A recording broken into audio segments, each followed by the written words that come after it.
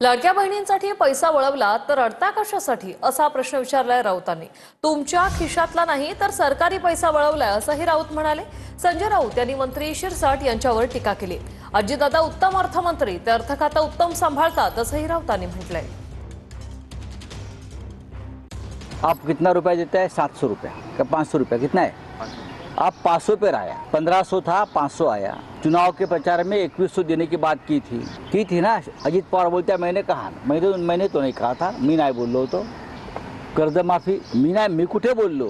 अहो सरकार तुमचं आहे ना, पण तुम्ही त्या सरकारमध्ये आहात, डेप्युटी सीएम आहात। आता प्रत्येक मंत्री म्हणतो माझा पैसा, हा तुमचा पैसा कुठला?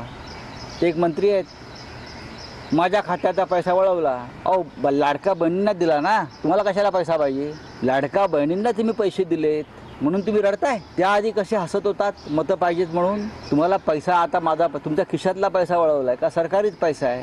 याचा अर्थ तुम्ही लाडक्या बहिणींनाही फसवताय। अजितदादा बसलेले आहेत तिथे खमके अर्थमंत्री। अजितदादा एक अर्थमंत्री म्हणून खमक्या माणूस आहे।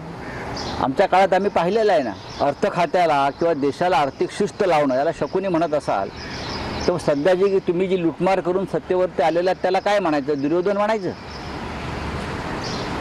राज्याला आर्थिक शिस्त नसेल, राज्य आर्थिक दृष्टीने बेशिस्त असेल तर राज्य टिकत नाही। अजित पवार हे एक उत्तम अर्थमंत्री आहेत, त्याच्याविषयी काय मी सांगण्याची गरज नाही। बाकी तर काही करत असतील पण अर्थ खातं उत्तम सांभाळतात। मंत्री महोदय काय बोलले मला माहिती घ्यावं लागेल, पण त्यामुळे काही क्वांटम थोडा सामाजिक न्यायाचा, काही क्वांटम आदिवासी भागाचा, काही क्वांटम महिला बालकल्याणचा, काही क्वांटम याचा।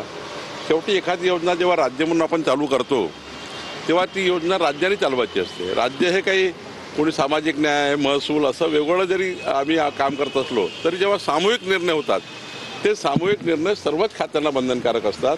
तर मला वाटतं संजय शिरसाटशी मी बोलेल, मला पूर्ण माहिती नाही, पण संजय शिरसाट काय बोलले याबद्दल तर मी त्यांच्याही चर्चा करेल।